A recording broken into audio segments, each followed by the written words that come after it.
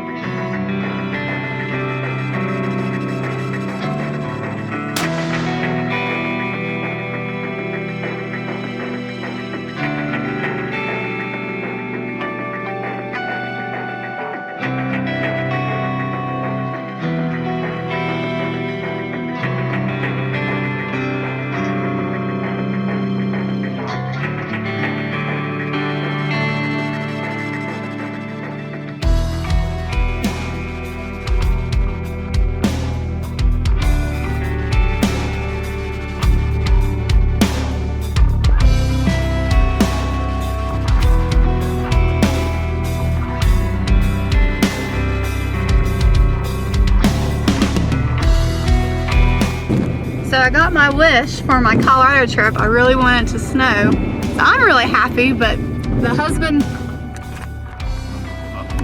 Not so much.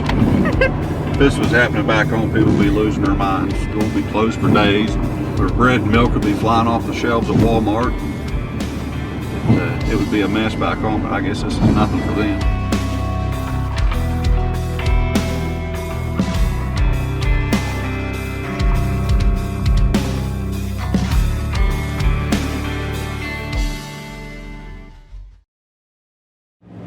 We are right at 3 hours from camp, starting to gain a little bit of elevation. We're right at 9,000 feet, and talked to the property owner yesterday, and this very well could be the perfect storm what we're looking for. This is a second rifle season type hunt, which means these elk have had a little bit of pressure on them up to this point. And you know, everybody stresses public land.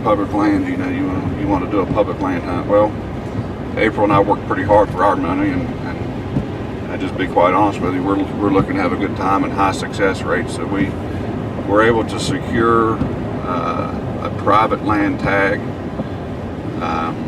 It's quite a big piece of property, and looks like the elk are starting to move out of the higher elevation, which is really what we're looking for. You can see behind us here we get some snow here at about 9,000 feet.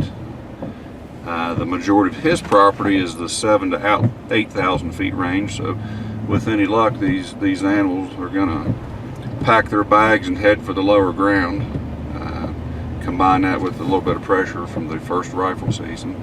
So 3 hours away, we'll be sitting in camp and get our bearings here just in a little while, and we'll be after them tomorrow morning.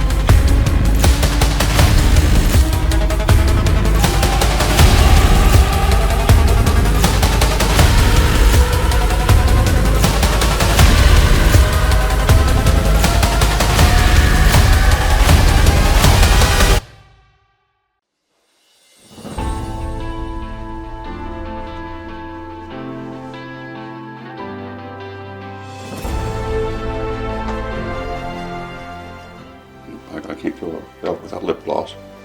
Yeah. Okay, can I go get coffee now? Huh? Can I go get coffee now? Well, sure.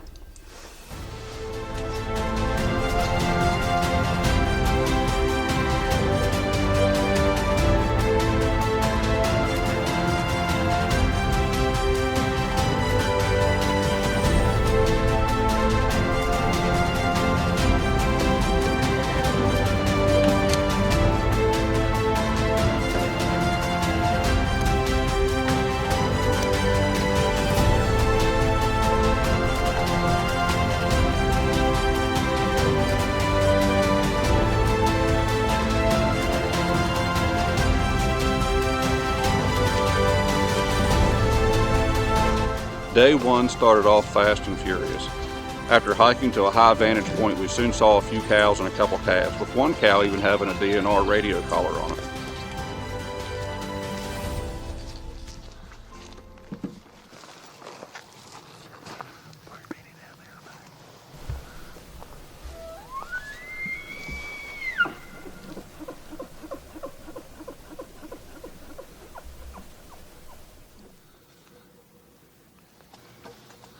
Where's that boy at? We just heard him. The blinds 3. He's got to be here somewhere.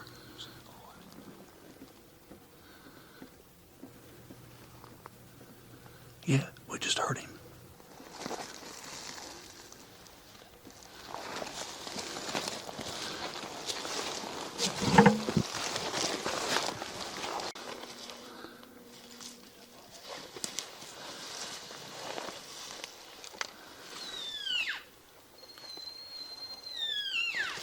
Soon thereafter, the big boy appeared.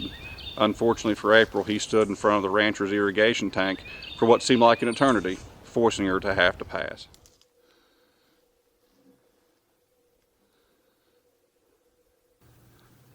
There he is, right there, right there.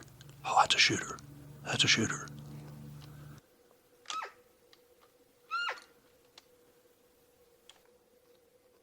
He's all the way up top.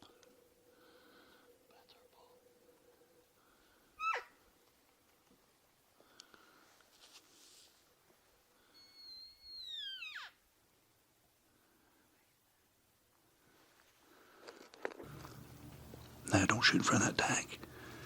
If he steps out from that irrigation tank, let him have it. Oh, yeah. Those cows are gonna screw things up. Now they're moving off. He's gonna follow those cows. The rest of day one, we spent a lot on our feet, putting in a lot of miles and a lot of glassing, taking in the scenery of beautiful Colorado.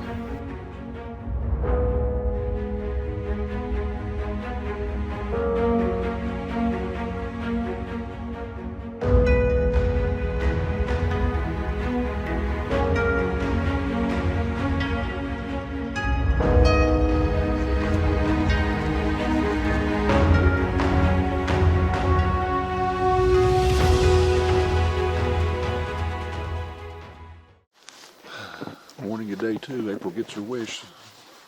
Elk cutting in the snow. Right. Yeah. Day one was good, just not good enough. So we can improve just a little bit here. Very possible. Very possible. Just enough snow to might help that visibility a little bit. Oh yeah. Yeah. Wind isn't quite near what we thought it was going to be. Yeah, thank goodness. This is pretty good. Yes, a pleasant surprise. Yeah.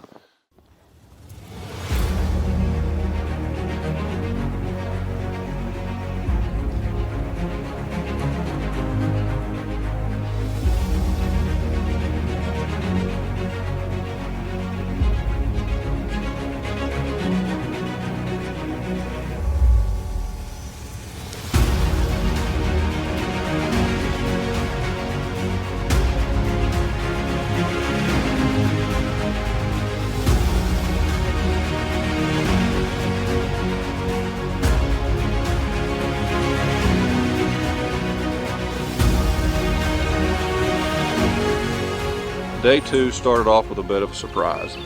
After a midnight squall left a fresh blanket of snow on the ground, we soon realized that the spotting was going to be at a premium for day two. Soon after daylight, we hiked to another vantage point overlooking the second canyon. It was there the bull of a lifetime soon appeared. Because the other thing too is if you leave him alone, don't bother him, he may stay there. Be there for the night. Yep. I lost him in that red shit. I caught Yep. 2 or 3 glimpses of him, Right. enough to size him up.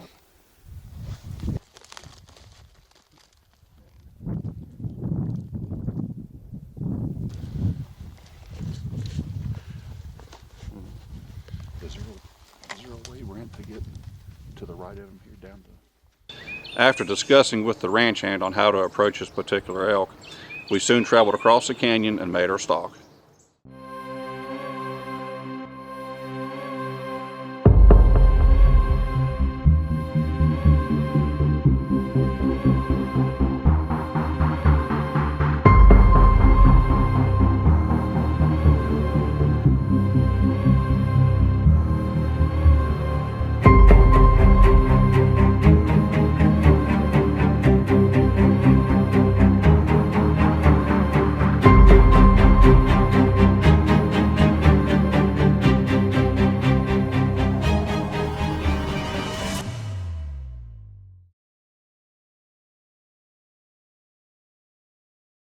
Unfortunately for April, the elk didn't bed down where we thought he did. We actually crowded his bedroom just a little too much, got too close to him, and bumped him out of the area.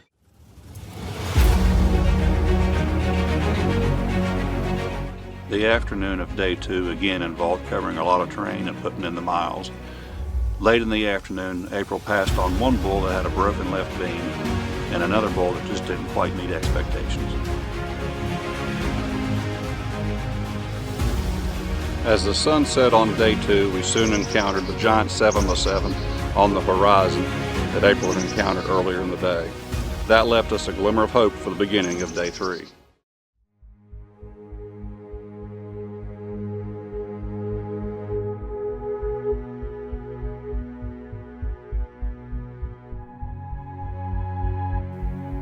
With the dawn of the 3rd day came overwhelming optimism that a tag would soon be filled.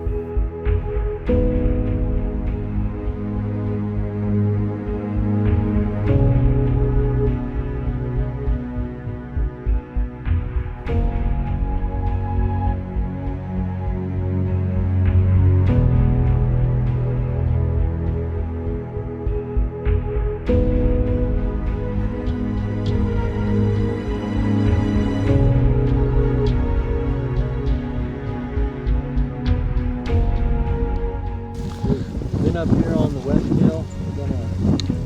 We jumped the bull twice, and I think we're gonna go up around over this east hill over here and see once if we can jump him. I know we're up on that point yesterday morning and we saw him, and we weren't able to close the deal on it. So let's go ahead and go around this way and look in this back canyon. Okay. And see once if maybe he ran around that way and try our luck. Okay, sounds Good? good. Okay.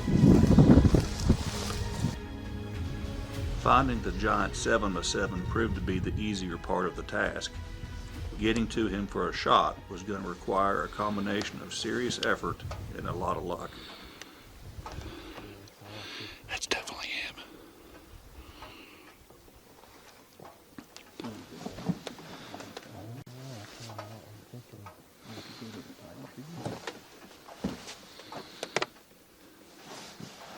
That's definitely him. Do we go after her? What? What do we do? You're gonna stand on Brent's shoulders.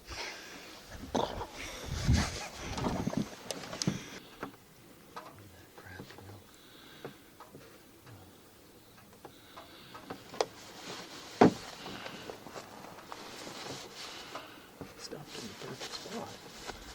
It's pretty safe.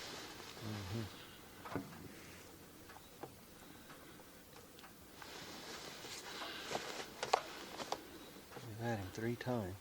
And every time he's right where you can't.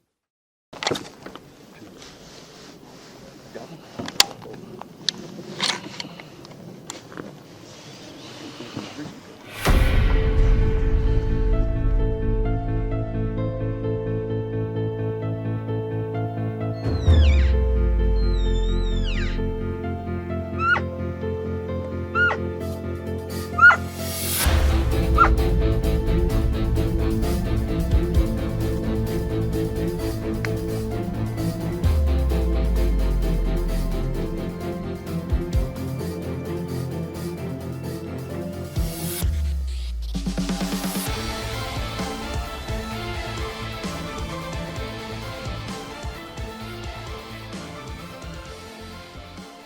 After realizing the giant 7x7 had yet again disappeared, April's fortune was about to change for the better.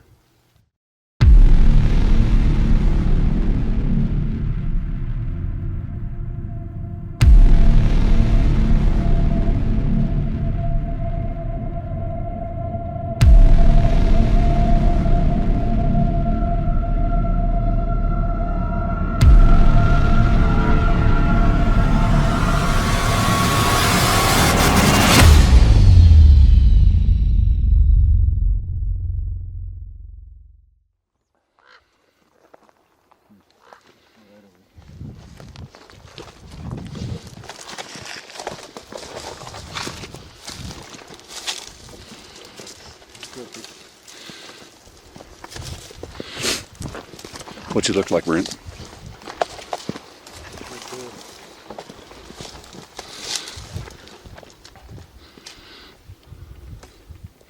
191 yards.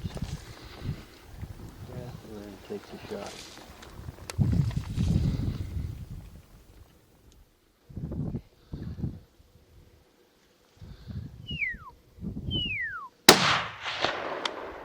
Load it up again. Right. Another one. Get him another one in it. It's in the exact same spot.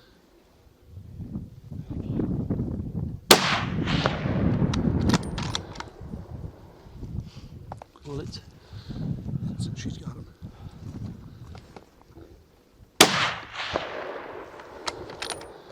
The first one hit him, didn't it? All Yeah. 3 hit him. Okay, you got more bullets? He's down. There you go. Get some more bullets.